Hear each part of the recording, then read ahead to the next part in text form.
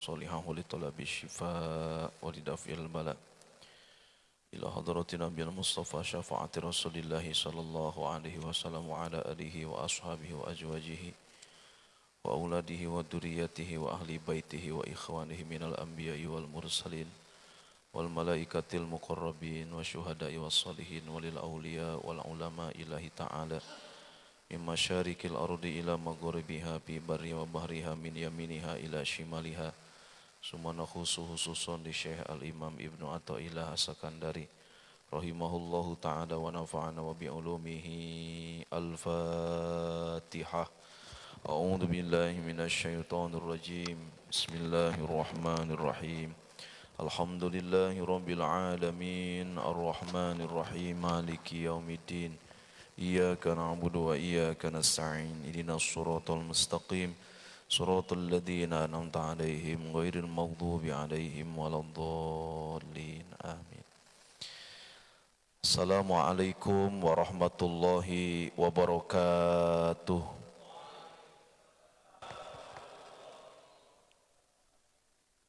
Bismillahirrahmanirrahim. Alhamdulillahi rabbil alamin.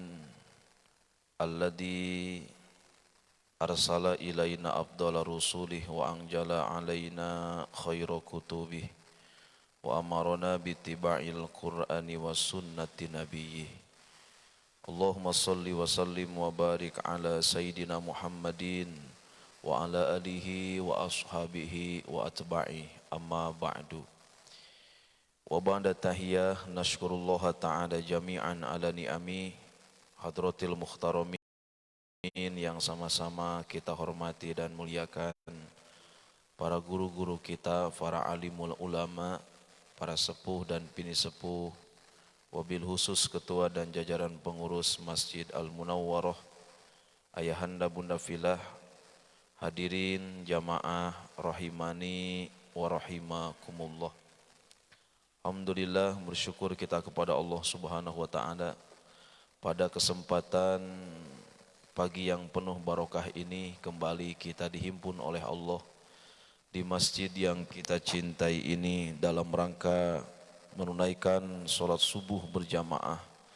Semoga dari setiap kebaikan dan ibadah yang kita lakukan ada satu wasilah dan sababiyah di saat itu hidayah Allah hadir kepada kita dan kita benar-benar menjadi para hamba Allah dan para kekasih Allah, dicintai, dirahmati dan diberkahi oleh Allah. Amin ya rabbal alamin. Salatullah wa salamuhu semoga selalu terlimpah curah kepada junjungan alam Habibana wa Nabiyana Muhammad sallallahu alaihi wasallam biqaulina Allahumma sholli ala Sayyidina Muhammad wa ala ali Sayyidina Muhammad. Semoga kita yang hadir pagi hari ini adalah bagian insyaallah umatnya Nabi yang akan memperoleh barokah di dunia dan syafaat di yaumil kiamah nanti. Amin ya rabbal alamin. Bapak Ibu, saudara hadirin jamaah yang dimuliakan Allah Subhanahu wa taala. Insyaallah pada kesempatan pagi hari ini kita lanjutkan kajian kita. Namun demikian bahwa kembali kami ingatkan kapasitas kami hanya membacakan. Bisa saja salah yang dibaca dan syarahnya tidak sesuai dengan apa yang dimaksud oleh musannif kitab. Kami mohon diluruskan dan kami mohon diingatkan. Bapak Ibu saudara hadirin jamaah yang dimuliakan oleh Allah, pada pertemuan pekan kedua 2 bulan yang lalu dan kemarin terakhir bulan kemarin ini sangat luar biasa ulama mengajarkan kepada kita. Pertama, kita diajarkan untuk mukhlishina lahuddin. Kita diajarkan untuk seikhlas-ikhlasnya dalam beramal dan beribadah. Yang kedua, tidak cukup hanya dengan ikhlas saja, melainkan harus mengubur eksistensi diri kita.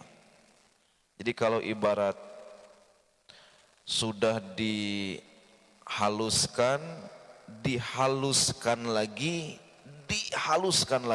gitu. Jadi ibarat udah diperah, kering, diperah lagi, digosok lagi, dihaluskan. Begitulah ulama mengajarkan kepada kita agar kita ini sesungguhnya lebih dekat dengan Allah, dan agar kita ini benar-benar kembali kepada fungsi dan kedudukan kita di dunia ini adalah untuk beribadah kepada Allah Subhanahu wa taala. Bapak Ibu, kita lanjutkan pada hikmah yang berikutnya. Bismillahirrahmanirrahim. Qala al-muallif rahimahullahu ta'ala wa nafa'ana wa bi ulumihi wa amada bi asrarihi wa ada bi barakatihi. Ma nafa'al qalba syai'un mithla uzlatin yadkhulu biha midana fikratin au kama qala wallahu a'lam bi muradih. Imam Ibnu Athaillah menyebutkan bahwa tidak ada sesuatu yang sangat berguna atau bermanfaat bagi hati kecuali menyendiri untuk masuk ke medan tafakur dan medan ketenangan pikiran dan hati kita. Tuh. Kalimatnya di sini maknafi, Bapak Ibu, dalam kajian ilmu nahwu dan sorof, maknafi ini berarti menafikan semuanya. Ya, menafikan. Jadi kata ulama, tidak ada yang lebih bermanfaat bagi hati kecuali disebut dengan uzlah. Jadi kalau ingin sesuatu bermanfaat bagi hati, kita harus uzlah, ya. Apa itu uzlah, Bapak Ibu sekalian? Uzlah itu adalah menyendiri, terbebas dari pergaulan umum, secara lugawinya begitu. Menyendiri, terbebas, menjauhi pergaulan umum untuk benar-benar berfikir dan tafakur, lebih mendekatkan diri kepada Allah. Ai bi khalwatin, artinya lebih kepada khalwah. Kenapa kita harus khalwat, Bapak Ibu, harus uzlah?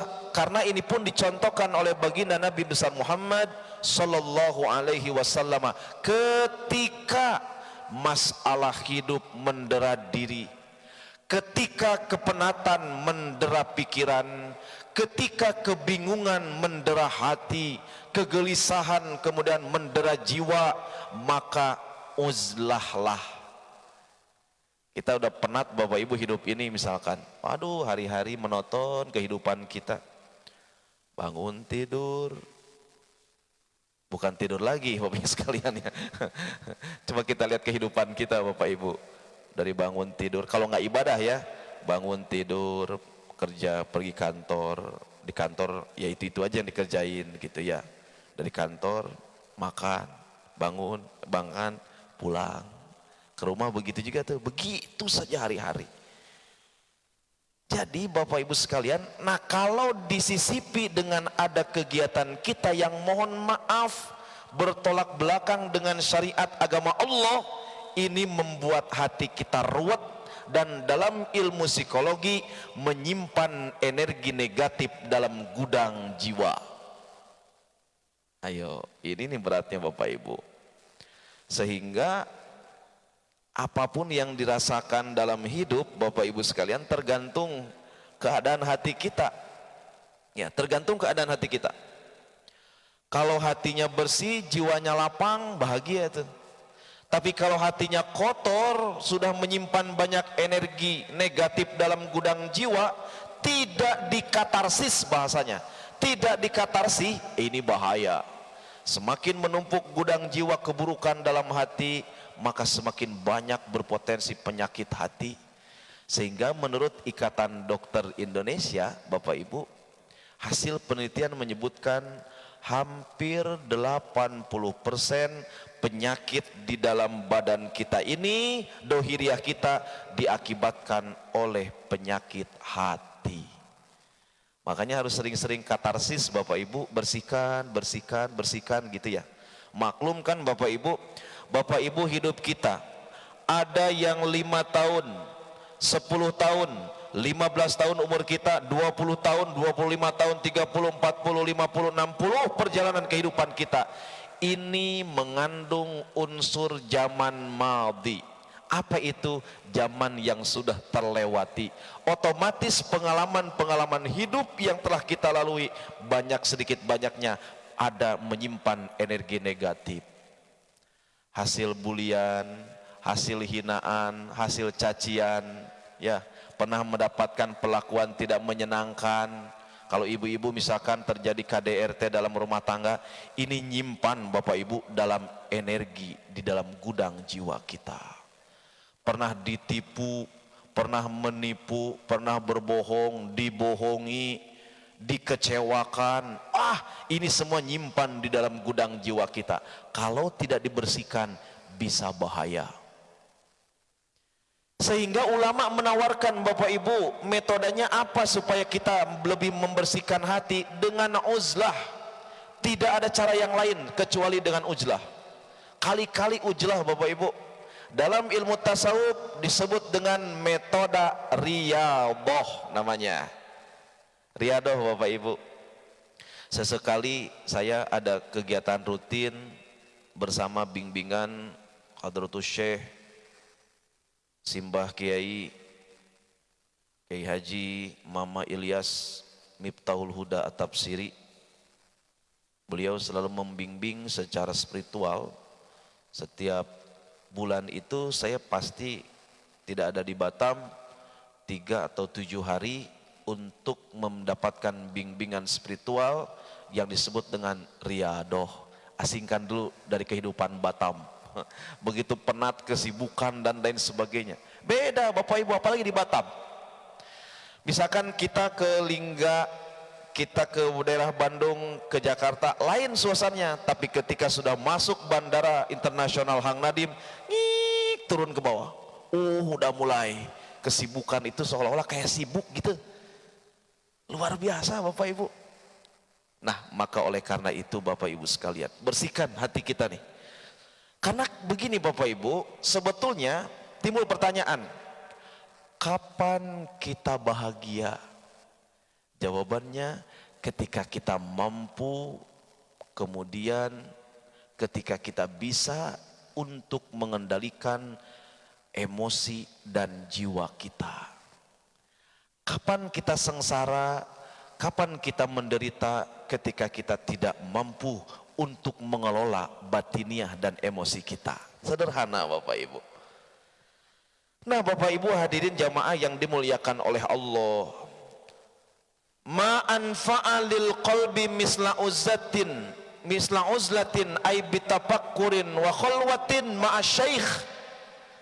Tidak ada kata ulama yang lebih bermanfaat bagi tenangnya pikiran kita, bahagianya hati kita, kecuali dengan uzlah dan tapakur disertai bimbingan guru. Ini yang sering salah kaprah, mentang-mentang dengar kata ustadz, wah saya mau uzlah, lari dia ke gunung, lari dia ke hutan, lari dia ke laut, tapi tanpa bimbingan guru. Wah ini bahaya Pak. Banyak orang yang jadi stres gara-gara itu gitu. Dia mau tapakur. Bapak Ibu, tahapan tapakur, tahapan uzlah itu begini. Pertama, menekadkan dan membulatkan niat, kata Syekh Sahal Atustari. Pertama membulatkan niat, yang kedua kemudian kita harus benar-benar niat ikhlas karena Allah ingin uzlah. Yang ketiga harus melalui bimbingan guru. Yang keempat ada zikir dan aurad yang dibaca, serta ada amaliyah-amaliyah dalam uzlah yang dilakukan. Kalau salah-salah kita uzlah, main pergi saja ke gunung Bapak Ibu, pergi saja ke laut, ke hutan tanpa bimbingan guru, ini bisa bahaya. Pulang-pulang malah bukan jadi semakin baik pikiran kita, maka semakin stres Bapak Ibu sekalian. Harus dengan guru Bapak Ibu.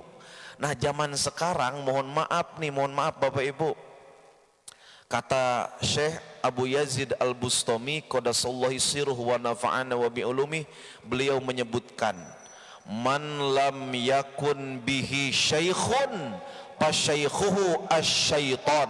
Naudzubillah. Barang siapa yang tidak memiliki guru dalam hal beramal, dalam hal kemudian melakukan ibadah, dalam hal melakukan kedekatan dengan Allah, termasuk uzlah, tapi tidak disertai dengan guru, bisa jadi gurunya setan laknatullah alaih. Naudzubillah. Nanti ujung-ujungnya tuh ada Bapak Ibu kejadian. Kenapa tidak sholat? Ayo sholat. Ah, saya nggak perlu praktek lagi, hati saya sudah sholat. Tuh bahayanya itu. Sholat, haji atuh kamu sudah mampu, umroh ayo ibadah kepada Allah. Oh nggak perlu, hati jasad saya di Indonesia tapi hati saya sudah di Mekah Al-Mukarramah. Wah bahaya Bapak Ibu kalau sudah begitu. Nah ini tanpa bimbingan guru, maka hati-hati. Jadi zaman sekarang bahasa goyonannya Bapak Ibu, banyak pondok pesantren Al-Gogeliyah, kiainya Al-Yutubiyah, jadinya Al-Sesatiyah. Ini bahaya. Maka hati-hati. Waduh ini mah banyak juga Bapak Ibu kadang-kadang makanya penting gitu. Sekiranya kita belum tahu ilmunya dan belum tahu hukum gitu. Zaman sekarang banyak, mohon maaf di akhir zaman ini kata Nabi, banyak orang yang mohon maaf pandai berbicara, menyampaikan dakwah kelihatannya seperti syiar tapi tidak dengan ilmu. Sanadnya mungkote, keilmuannya terputus, tidak punya sanad. Ini bisa bahaya Bapak Ibu sekalian ya. Berfatwa tapi tidak dengan ilmu. Hadirin jamaah yang dimuliakan Allah Subhanahu wa taala. Kita melihat bagaimana Al-Imam Sahal At-Tustari radhiyallahu anhu, beliau mengatakan di dalam kebaikan itu terhimpun 4 hal. Jadi kalau kita mau ujlah harus ada 4 hal ini. Pertama, harus lapar. Harus lapar. Maksudnya bagaimana? Likasratis syam. Pertama, memperbanyak puasa. Di dalam puasa itu ada kebaikan-kebaikan yang akan kita dapatkan.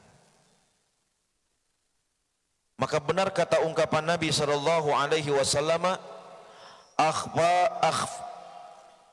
akhfi ma khasitu ala ummati. Yang paling aku takutkan terjadi kepada umatku adalah kibarul babni. Ini mohon maaf ya, terlalu banyak makan. Maka ingin tenang pikiran, ingin tenang jiwa, perbanyak puasa. Puasa Bapak Ibu, Masya Allah, kita lihat tuh seperti guru kita Al-Mukarram Ustadz Asep Robani, beliau puasa tuh, itu sudah puasa saumud dahar, sudah mulai puasa 1 tahun Pak.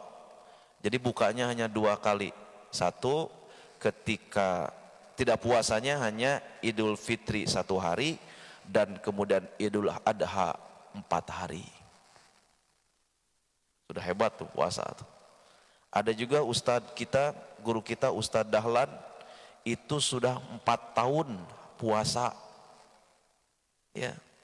Maka lewat puasa itu Allah akan memberikan kejernihan pikiran kita dan ketenangan batin kita Bapak Ibu.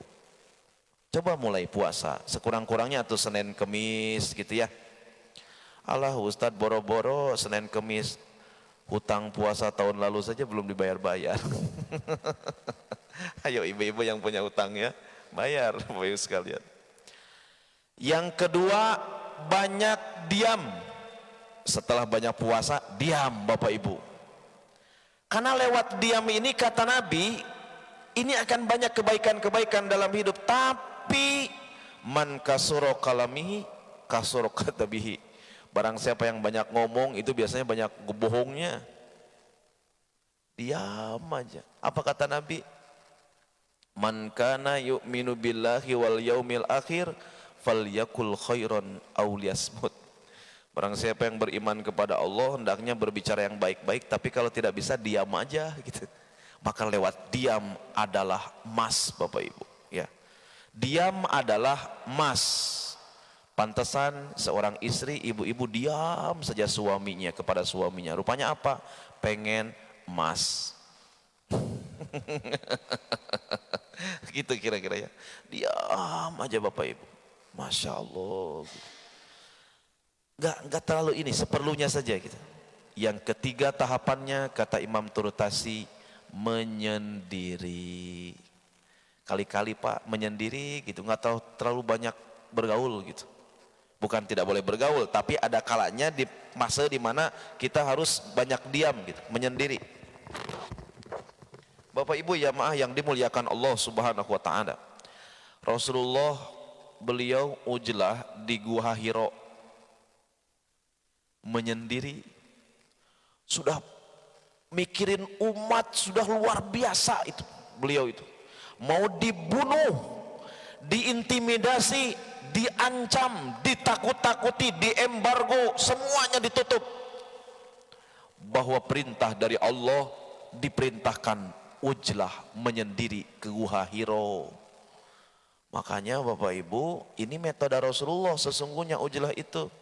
Ya, menyendiri. Siapa yang bimbing? Gurunya langsung malak Jibril alaihi salam. Ya.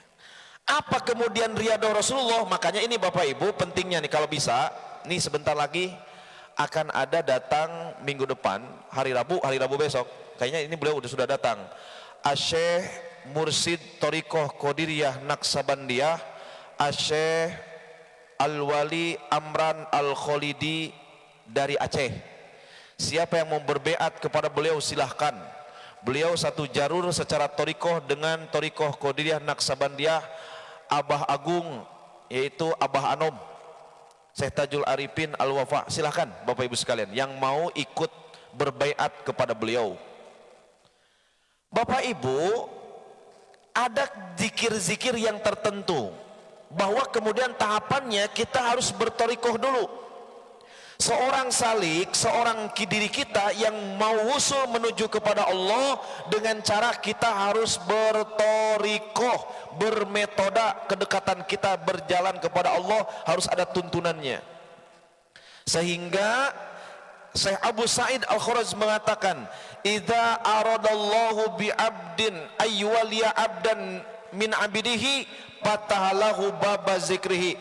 Ketika Allah akan menakdirkan seseorang lebih dekat dengan Allah, maka Allah akan kirimkan guru mursyid yang kamil mukamil, diberikan zikir di dalam dadanya untuk kemudian selalu mengingat Allah Subhanahu wa taala. Jadi punya zikir khusus gitu. Jadi dalam ujlah ketika kholwat tapakur zikir. Zikirnya khusus gitu. Terus saja Bapak Ibu zikir. Kemudian yang keempat, yang terakhir, dalam tahapan ujlah ada bangun tengah malam. Dalam bangun tengah malam ada kebaikan di dalamnya. Jadi ketika ujlah itu rajin tahajud, menyendiri itu. Wa minal laili fatahajjad bihi nafilatan laka asa ayyab'atsaka rabbuka maqaman mahmuda. Masya Allah, Allah angkat derajat kita yang lebih tinggi. Saya pernah diijazahi oleh guru saya, beliau Al-Maghfurlah Kiai Haji Yusuf Ridwan Syafi'i, Allahumma yarham. Beliau katakan, saya bilang, mau ijazah dong, minta doa agar ketika bicara lebih didengar, lebih meresap ke hati dakwah syiar ini, dan agar kemudian semoga Allah membimbing lisan ini agar mudah menyampaikan dan agar mudah sekurang-kurangnya didengar sama anak dan istri kita. Apa kata beliau jawabannya?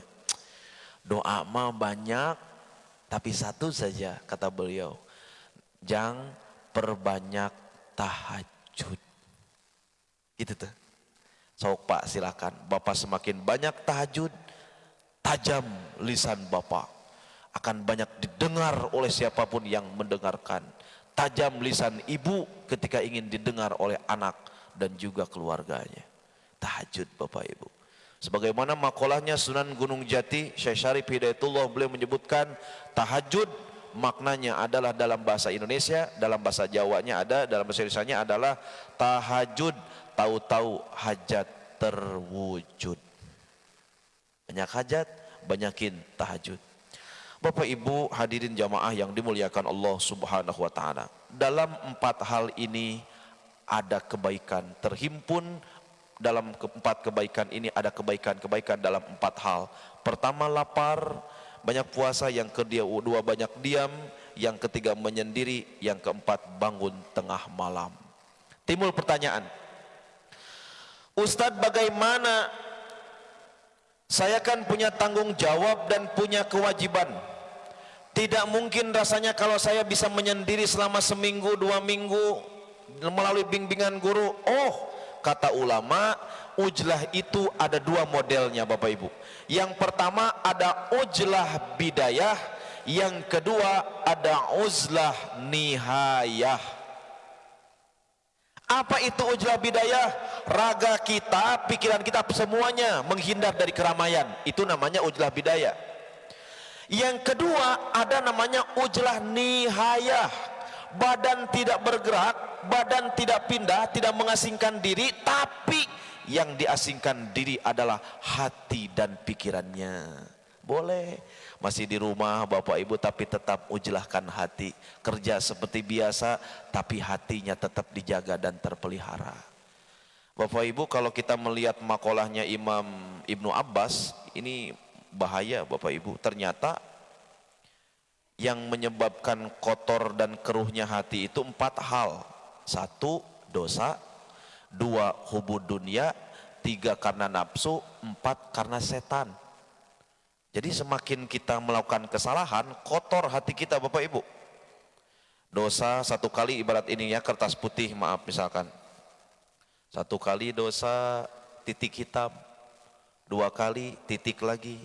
3 kali, titik hitam lagi. 4 kali, semakin banyak dosa, semakin banyak hijab. Makanya wajar kalau kita jarang bahagia, jarang tenang hati ini, terlalu banyak gudang energi negatif di dalam hati. Bersihkan Bapak Ibu. Terakhir Bapak Ibu sekalian, ini 1 metode ya. Silahkan bisa diamalkan, bisa tidak. Tapi ini penemuan menurut ilmu psikologi, pakar-pakar psikologi. Ada 2 caranya membersihkan hati seketika kita udah mau memulai ujlah. Yang pertama metode katarsis namanya. Yang pertama secara ilmiah 2 hal, yang ketiga secara syar'iyah. Silahkan dilakukan. Pertama Bu, Pak, kita kan dekat laut. Ini secara ilmiah aja dulu. Kita masih banyak menyimpan energi negatif nih dalam hati.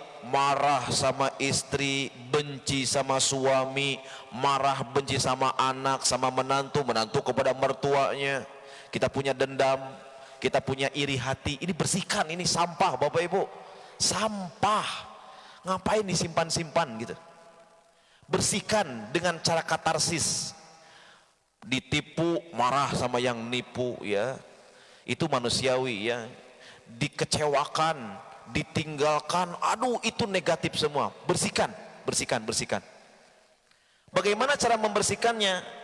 Bapak Ibu datang ke laut. Kan dekat laut kita ya Pak. Datang ke laut. Cari di mana laut yang anginnya bertabrakan dengan badan kita. Ya, bertabrakan dengan badan kita.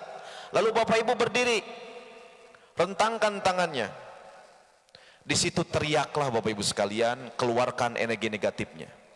Serius ini Ibu, bukan serius ini Pak. Keluarkan Pak. Bapak marah, Bapak kecewa sama siapa, keluarkan di situ.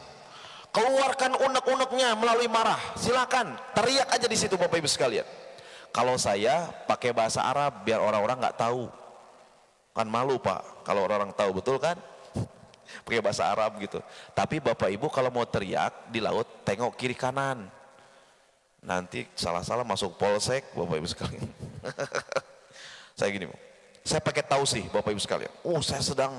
Saya nggak pernah Bu, mohon izin ya, saya tidak pernah seumur hidup, ini bukan bohong, bukan dusta, lillahi ta'ala, saya belum pernah membentak istri saya. Kalau nggak percaya tanya, kalau saya langganan dibentak-bentak. Kira-kira begitu ya. Katarsis Pak. saya lagi kecewa, nggak mungkin saya nyimpan terus Pak, daripada bahaya ini jadi bom waktu kan, kita marah disimpan terus jadi bom waktu. Jadi kemudian apa yang saya lakukan? Saya pergi ke tempat sepi. Kebetulan di pesantren di Bengkong, di atas asram, di atas rumah saya, di bawah asrama putri, di atas itu kan masjid 3 lantai. Saya naik ke atas. Saya marah sama istri saya. Saya bilang, "Anta tmusyura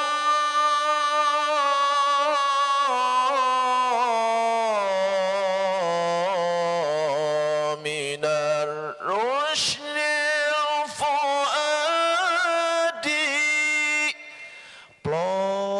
hati itu." Ayo, maksudnya dalam hati borokokok siang nggak ngerti-ngerti hidup teh. Kira-kira begitulah ya. Itu metode katarsis Pak. Iya, itu metode katarsis. Aduh mohon maaf ya. Misalkan saya pernah ditinggalkan 2 minggu karena istri saya, ibu harus ngantar anak saya mondok di Sidogiri di Surabaya. 2 minggu nggak pulang-pulang karena harus nemenin anak saya. Saya kan bingung juga, 2 minggu ditinggalin, pusing juga hati saya. Aduh kangen, bahaya nih lama-lama ditinggal begini nih. Waduh, kilometer goyang-goyang terus ini. Wah bahaya. Katarsis, naik ke atas Bu, naik lagi ke atas. Saya bilang, Allahu zada Muhammadan ta'zima. Kuat suaranya Bapak Ibu. Maksud saya, Neng cepat pulang Neng, abang kangen dan rindu. Aduh bahaya ini kalau lama-lama ditinggal. Nah begitulah kira-kira. Marah Bapak Ibu lepaskan, emosi keluarkan. Ustadz nggak mungkin rasanya kalau saya seperti itu. Metode yang kedua Bapak Ibu, ini menurut ilmu ahli psikologi ya. Bapak Ibu ambil kertas, tulis marah sama siapa, sama suami, sama tetangga, tulis sampai tembus tuh penanya sama kertas. Serius Bapak Ibu, plong hati itu, udah mulai plong. Aduh, yang ketiga terakhir Bapak Ibu, banyak tapakur, zikir, kholwat dan ujlah, mohon ampun dan mohon petunjuk kepada Allah. Punya masalah jangan dipendam Bapak Ibu. Jangan selalu pencitraan terlihat bahagia tapi hati menangis. Kan kita mau begitu tuh modelnya tuh di Facebook, pencitraan seolah kita kelihatan bahagia, padahal hati menangis. Sosok mesra gitu dengan keluarga padahal mah nggak usah pencitraan. Kalau sedih nangislah, kalau bahagia tersenyumlah, jangan selalu pencitraan Bapak Ibu. Bahwa kemudian kesimpulannya dalam hal ini adalah apapun itu, yuk kita katarsis, hati kita bersihkan melalui program Nabi, yaitu uzlah. Pelan-pelan uzlah, dibimbing oleh guru, insya Allah hati kita jadi tenang, pikiran kita jadi lapang. Mudah-mudahan Bapak Ibu kita yang hadir pada pagi hari ini diberikan ketenangan dohir dan batin, agar badan kita sehat, jiwa kita kuat, yang terpenting kita lebih dekat dan merasakan nikmat dekat dengan Allah Subhanahu wa taala. Demikian Bapak Ibu, ini saja karena waktu isyraq 55 jam 5.55. Silakan ada hal-hal yang perlu ditanyakan kepada kami, kita diskusikan pagi hari ini berkaitan dengan ujlah. Silakan kami berikan waktu. Wallahu a'lam bissawab. Al-Fatihah. A'udzu billahi minasyaitonir rajim. Bismillahirrahmanirrahim. Alhamdulillahirabbil alamin, arrahmanir rahim, maliki yaumiddin. Iyyaka na'budu wa iyyaka nasta'in. Ihdinas shiratal mustaqim. Shiratal ladzina an'amta 'alaihim ghairil maghdubi 'alaihim waladdallin. Amin. Silakan Bapak Ibu, ada hal-hal yang perlu ditanyakan. Oh silakan Pak Haji.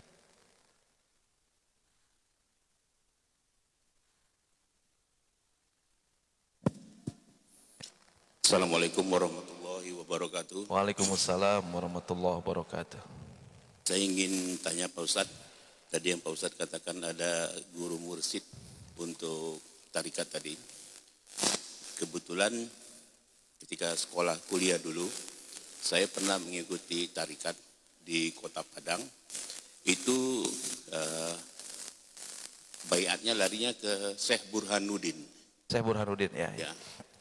Nah cuman di situ banyak mungkin Syekh Burhanuddin mengajarkannya benar, tapi apa makin ke bawah itu makin beda. Makin beda ya. Jadi pada saat itu ketika sebelum bulan puasa 1 minggu atau 2 minggu gitu kita ziarah ke Syekh Burhanuddin itu lebih kurang 3 malam.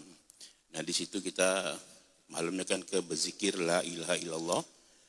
Yang mengganjal di hati saya ketika sholat itu ada sholat sunat Syekh Burhanuddin.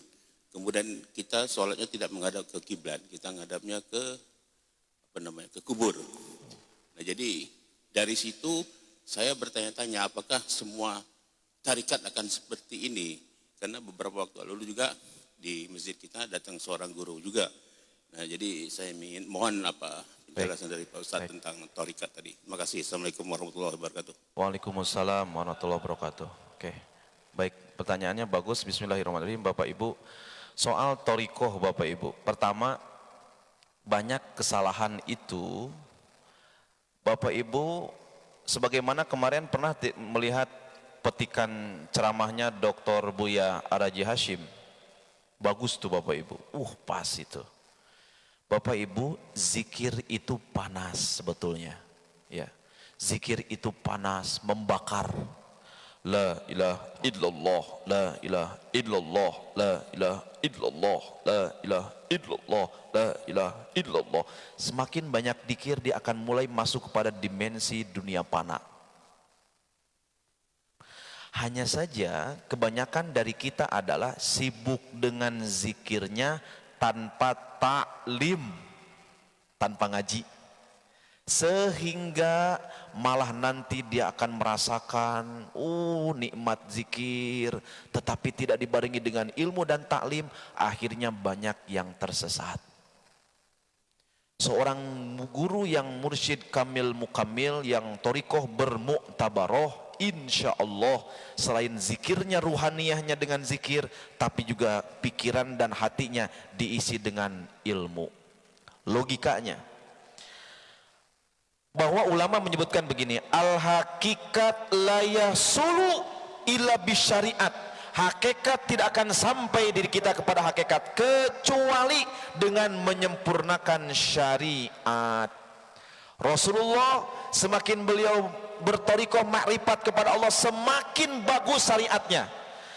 Torikoh yang benar, sanadnya musalsal mutasil kepada Rasulullah SAW adalah dengan semakin dia bertorikoh mengikuti torikoh, semakin bagus syariatnya. Itu yang benar. Tapi kalau dengan ikut bertorikoh jadi tidak sholat, syariatnya jadi menyimpang, wallahu a'lam. Berkaitan dengan pertanyaan Bapak tadi bahwa pertama, ada dalam ilmu torikoh itu disebut dengan robitoh Pak. Robitoh itu mengaitkan hati dengan guru. Supaya apa? Supaya kemudian kita berwasilah kepada guru, sampai kepada guru itu kepada guru lagi, kepada nanti ujungnya kepada baginda Nabi SAW. Bahwa saya diajarkan oleh guru kami, Sep, kalau lagi banyak masalah, kamu minta sama Allah, sholat mutlak 2 rakaat, terus setelah itu ingat guru. Ingat guru. Tetapi pada prakteknya hanya mengingat saja, wallahu a'lam. Kalau urusan saya tidak berani menjawab dan tidak tahu jawabannya, ketika menghadap bukan ke arah kiblat tapi ke arah makom, wallahu a'lam. Tapi setahu kami dalam syariat itu bertentangan.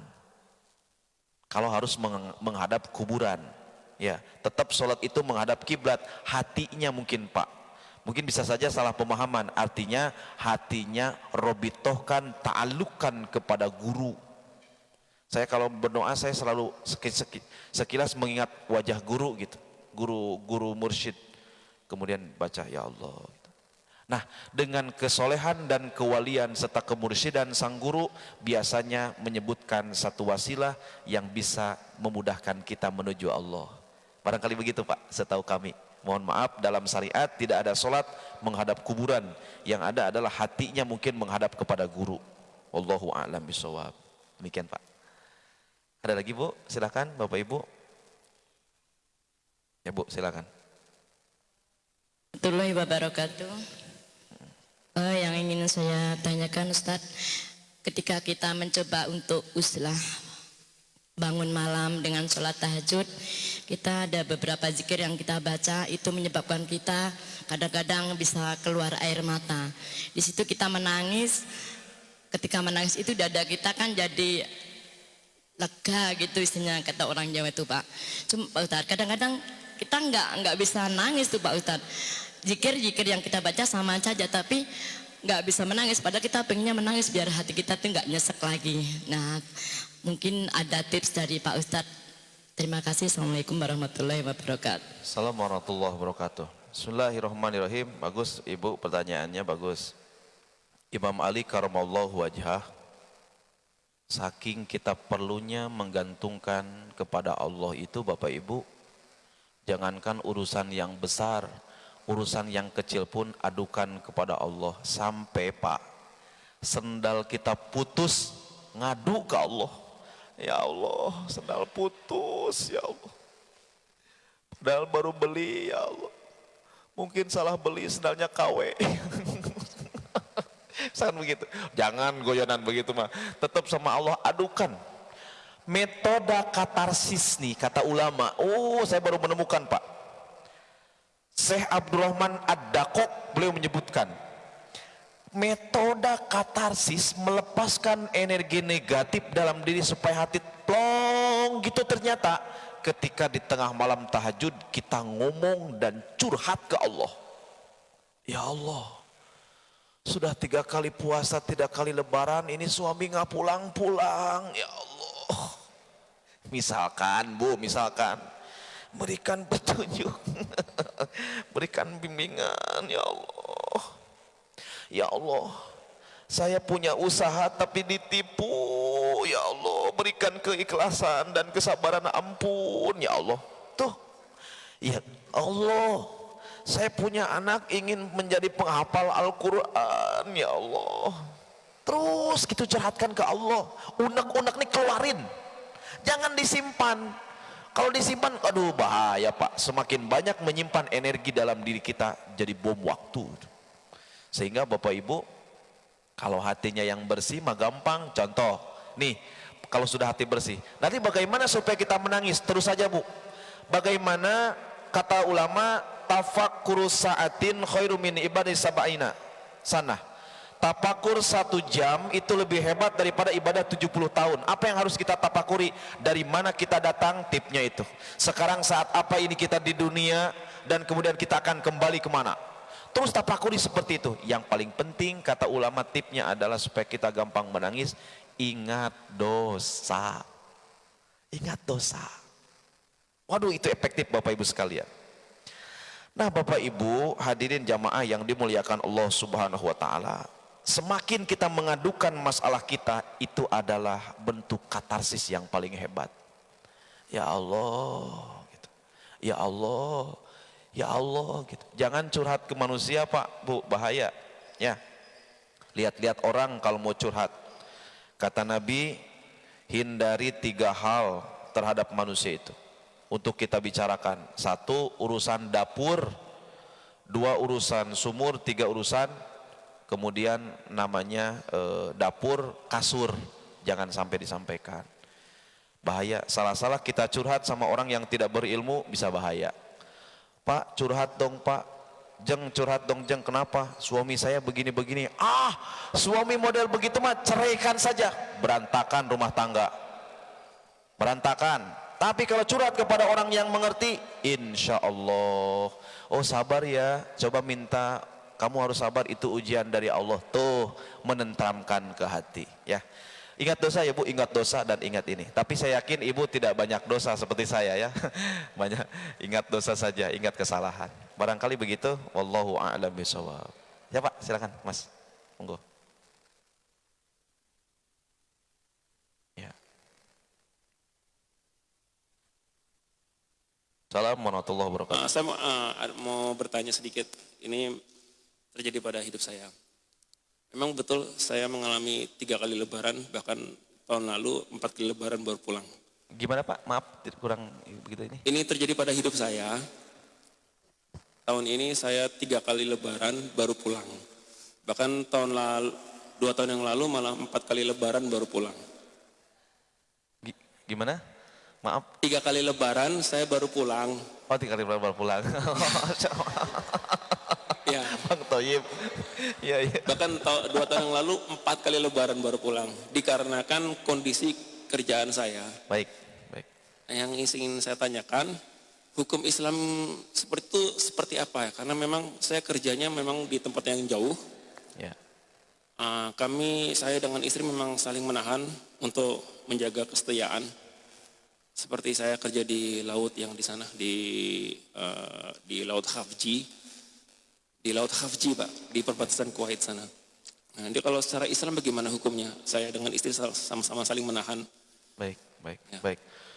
Bismillahirrahmanirrahim. Min sa'adatil mar'i.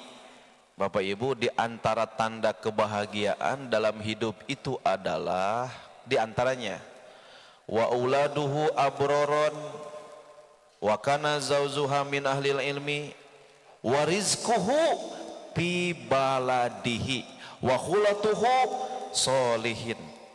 Pertama, kebahagiaan hidup itu dalam rumah tangga, 1, memiliki suami soleh, istri solihah. 2, wa auladul abroron, memiliki anak yang soleh dan solihah. 3, memiliki teman tetangga yang soleh. Yang keempat, rizkuhu bi baladihi, pencarian nafkahnya di tempatnya sendiri. Bagaimana hukum Islam? Ketika istri bapak ridho, bapaknya ikhlas, silahkan, tidak jadi masalah. Kalau mau merantau mencari rezeki luar seperti offshore, atau maaf dalam bahasa kami ibaratnya ibu-ibu sering curhat, namanya Popeye si pelaut. Kira-kira begitu ya, Popeye si pelaut. Tapi mohon maaf Pak, ini ada curhat, ini hasil analisa ya. Ada kehidupan rumah tangga Bapak Ibu sekalian, suaminya soleh, istrinya soleh, tapi mohon maaf Pak, terjadi dalam rumah tangga itu begaduh saja. Dikit-dikit jadi masalah, dikit-dikit jadi masalah. Saya lihat di dalam kitab Qurratul Uyun, sering terjadinya konflik dalam rumah tangga, sering terjadinya ketidakbahagiaan dalam rumah tangga. Ada di antara keduanya salah satu hak dan kewajiban tidak terpenuhi. Hati-hati nih Pak. Hanya saja kalau istrinya ridho, karena kan kalau kita berlayar 1 tahun 6 bulan, nafkah batinnya bagaimana? Nafkah batinnya bagaimana? Iya, bapak bisa mencukupi nafkah dohirnya, tapi batinnya, biologisnya.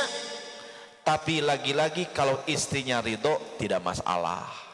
Tapi khawatir ada hak dan kewajiban yang tidak ditertunaikan. Contoh ibu-ibu, bapak-bapak juga jangan terlalu salah kaprah dengan anak.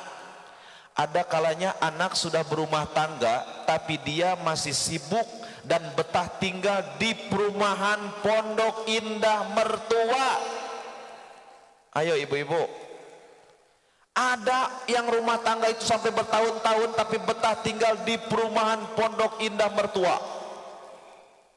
Ini yang akan satu kewajiban yang tidak tertunaikan oleh suami, sehingga ini akan membuat atmosfer dalam rumah tangga agak sedikit terganggu.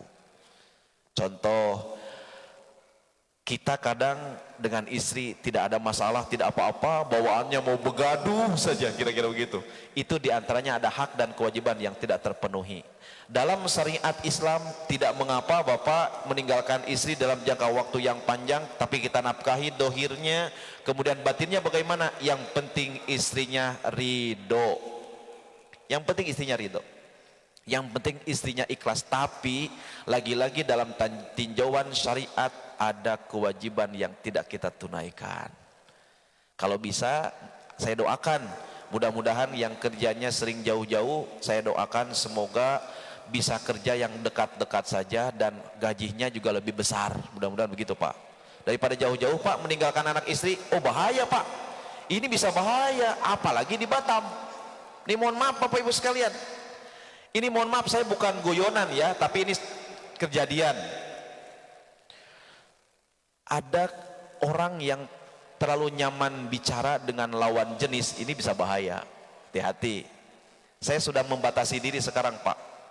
Masya Allah, ini handphone saya Ibu, ini handphone yang ke-12, yang 11 kali kena banting sama istri. Sejujurnya ini, ya Pak Haji mohon izin ya, sejujurnya ya, gimana kena banting Pak? Masuk WA, Assalamualaikum Pak Ustadz. Waalaikumsalam. Boleh konsultasi? Silahkan Bunda. Oh ya udah. Apa itu? Ustadz maaf, tadi saya yang ikut pengajian Ustadz. Maaf Ustadz, saya sering mengikuti kajian Ustadz. Terus kenapa Bu? Boleh nggak Ustadz menafsirkan mimpi saya? Memang mimpinya apa Bu? Saya mimpi diimami sholat sama Ustadz. Waduh bahaya Bapak Ibu. Dan ini ternyata mohon maaf Pak, ini mohon maaf nih, ketika ada sesuatu yang kurang dari kita, ada masuk orang lain, wah ini bahaya. Manusia biasa perlu juga ngobrol, manusia juga perlu perhatian. Tapi mohon maaf, kalau Bapak sering-sering meninggalkan istri dalam jangka waktu yang panjang, istri ada yang kurang dalam dirinya. Setelah diteliti, mohon maaf Bapak Ibu, ini rata-rata wanita-wanita Popeye. Ya, begitu kira-kira ya. Ini fakta aja di lapangan begitu Pak. Makanya alhamdulillah Bapak Ibu, WA saya langsung paralel ke istri saya. Apa yang masuk ke WA? Masuk ke istri saya, masuk kalian. Aduh, disadap ibu-ibu. Bahaya Bapak Ibu. Saya juga manusia biasa kan Pak, ya kan, mau cok ya, saya juga manusia biasa. Apalagi masih muda, apalagi ganteng. Itu dia masalahnya. Katanya begitu Pak Haji ya. Mohon maaf ini, aduh bahaya, Masya Allah. Ya kalau bisa hindari meninggalkan istri dalam jangka waktu yang lama. Ya hindari. Saya kemana-mana sudah mulai dikawal Bu. Ceramah saya ikut saja gitu. Waduh di mana-mana dikawal terus. Kuliah subuh aja nggak dikawal. Aduh Allahu Akbar. Nah jadi bahaya seperti itu, khawatir ada kewajiban kita yang tidak kita tunaikan. Ya Pak, semoga Allah memberikan kemudahan. Banyaklah Pak, insya Allah keberkahan rezeki tidak perlu harus jauh-jauh ya. Insya Allah cari aja yang dekat-dekat. Semoga Allah mudahkan begitu. Cukup Bapak Ibu ya, kita isyraq sudah waktunya. Isyraq demikian. Semoga ada manfaatnya. Mohon maaf Bapak Ibu lahir dan batin. Subhanakallahumma bihamdika asyhadu alla ilaha illa anta astaghfiruka wa atubu ilaik. Walhamdulillahi rabbil alamin. Demikian mohon maaf. Hadanallahu wa iyyakum ajmain wal afu minkum. Assalamualaikum warahmatullahi wabarakatuh.